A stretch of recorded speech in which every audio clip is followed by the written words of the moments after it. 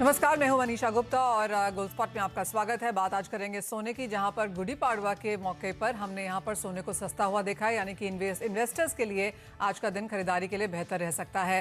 सोने की अगर बात करें तो ऊपर में हमने 60,400 तक के हाईज बनते हुए देखे थे, ऑल टाइम हाईज, और अब 58,500 के आसपास के स्तर हैं, यानी कि ऑलमोस्ट 2,000 रुपए अपने ऑल टाइम हाईज से इसी हफ्ते में सोने में मुनाफा वसूली देखने को मिली है। बात साथ में करेंगे कच्चे तेल की, जहां पर ये रिकवरी मोड में आता हुआ नजर आया है। 15 महीने का लोज था जो कि 70-71 के आसपास था, और अब 74-75 के बीच में कच्चे तेल में कारोबार है। यहां पर भी तेजी बात बनी है। यूएस फेड की मीटिंग से पहले हल्की सी खरीदारी हमने इंडस्ट्रियल मेटल्स में भी आते हुए देखी है। साथ ही बात करेंगे कॉटन की, जहां पर इस बार फसल तो अच्छी है ही और बाजार में आवक भी नियर रिकॉर्ड हाइज पर है, तो दामों पे क्या इंपैक्ट रह सकता है, इन सब पर बात करने के लिए हमारे साथ हैं धन.co के जयप्रकाश गुप्ता, त्रिशूल एंटरप्राइजेस के रुपेश दलाल, साथ ही पोपले ग्रुप के डायरेक्टर राजीव पोपले हमारे साथ हैं, और कॉटन पे बात करने के लिए कॉटन एसोसिएशन ऑफ इंडिया के प्रेसिडेंट अतुल गनात्रा को भी जोड़ेंगे अपने साथ। शुरुआत लेकिन सोने के साथ कर लेते हैं, क्योंकि काफी सारी हेडलाइंस इस हफ्ते में वहीं से बनती हुई नजर आई हैं। ऑल टाइम हाइज छूने के बाद बहुत बड़ी मुनाफा वसूली के साथ फिलहाल यहां पर कारोबार है।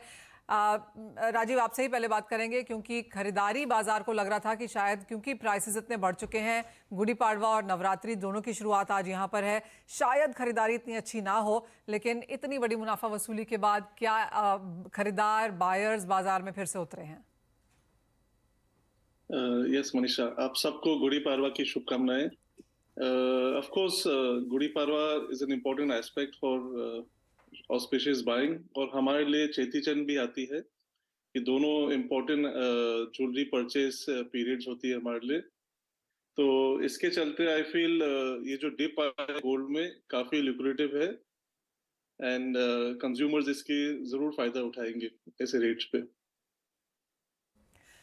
राजीव, किस तरह की बाइंग होती है? जैसे आपने कहा गुड़ी पाड़वा है, चेटी चांद है, उगाड़ी भी है, तो क्या सोने की बाइंग खरीदारी होती है इन दिनों में? नवरात्रि की भी शुरुआत है for that matter. Yes of course, in fact पहले से बुकिंग हो जाती है। जो काफी, जैसे हमारी ज्वेलरी जो कस्टमाइज होती है एंड साइजेस के मुताबिक बनती है, तो इसकी पहले से प्रायर बुकिंग से हो जाती है, एंड डिलीवरीज गुड़ी पाड़वा, चेटीचंद ऐसे मुहूर्तों पे होती है। तो गोल्ड स्पेशली इंपॉर्टेंट पड़ सकती है ऐसे वक्त के लिए। क्या light weight jewellery, coins and bars, किस तरह की बाइंग आप आज एक्सपेक्ट कर रहे हैं?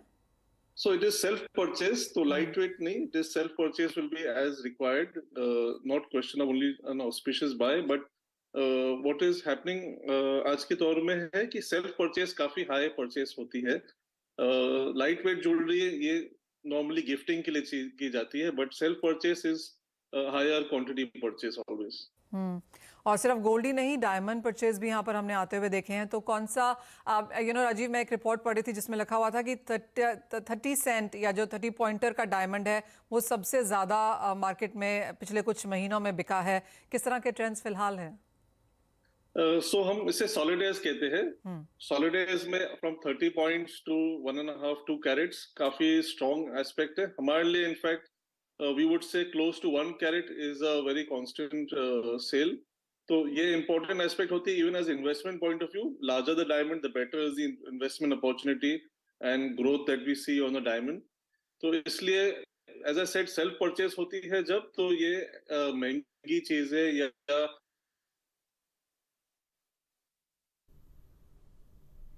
जी। तो आज के दिन जी, तो आज के दिन बिक्री होने की तो उम्मीद, और इनफैक्ट हमने देखा था जिस तरीके से लगातार तेजी सोने में आई, रिकॉर्ड स्तर छुए, तब बिकवाली ज्यादा हुई थी रेदर देन डिमांड पर इम्पैक्ट जरूर हुआ था। लेकिन एक्सपेक्ट कर रहे हैं कि आज के शुभ अवसर पर प्राइसेस भी हल्के हुए हैं ऊपरी स्तरों से, तो खरीदारी होती हुई दिखाई देगी। जय, प्राइसेस पर आपका व्यू? 60,000 के ऊपर जब प्राइसेस गए तो अनुमान यही था कि थोड़ी बहुत करेक्शन आएगी, लेकिन ज्यादा गिरावट की संभावना नहीं है और वो एक अपॉर्चुनिटी होगी। फेड की मीटिंग का आउटकम अभी भी अवेटेड है, लेकिन प्राइसेस पर अब क्या व्यू है? इन स्तरों के आसपास ही स्टेबल रहेंगे या और नीचे आ सकते हैं? क्या सजेशंस? जी, गुड मॉर्निंग दीपाली। देखिए, आज का जो फेड मीटिंग का आउटकम है वो बहुत अहम है, not only for bullions but entire financial market के लिए। हम लोगों ने सिलिकॉन वैली बैंक, उसके बाद क्रेडिट स्विस के जो क्राइसिस सिनेरियो देखे, जिसके कारण गोल्ड ने 60,000 तक का लेवल टच किया। अब मार्केट ये उम्मीद कर रहा है कि शायद यहाँ पे फेड के तरफ से जो स्टैंस है वो थोड़ा सा सॉफ्टनिंग होगा, शायद यहाँ पे रेट हाइक को और डिले किया जा सकता है। अगर ऐसा कुछ निकल के आता है तो मुझे लगता है यहाँ पे गोल्ड में गिरावट देखने को मिल सकती है। अगर यहाँ पे फेड अपने डिसीजंस पे अगर फर्म है कि इंटरेस्ट रेट्स और बढ़ाने हैं और उसे इस तरह के बैंक के जो क्राइसिस हो रहे हैं इससे कोई फर्क नहीं पड़ता है, तो ये आगे चल के ग्लोबल अनसर्टेनिटी क्रिएट करेगा, ग्लोबल स्लो डाउन के चांसेस बढ़ जाएंगे, जो गोल्ड के लिए बेहद पॉजिटिव होगा। So I think important trigger day है, थोड़ा सा वेट एंड वॉच की स्ट्रैटेजी रखना ज्यादा समझदारी होगी।